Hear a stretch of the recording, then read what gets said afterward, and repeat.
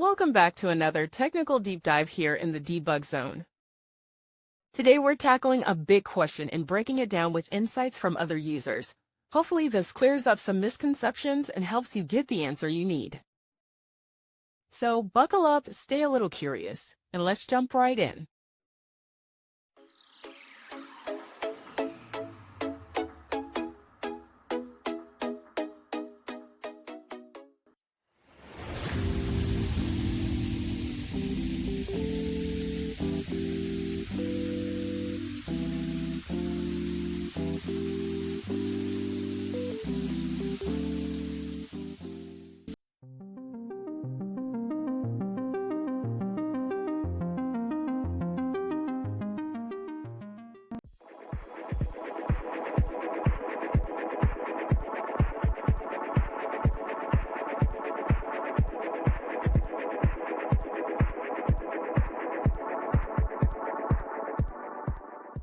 And that's a wrap.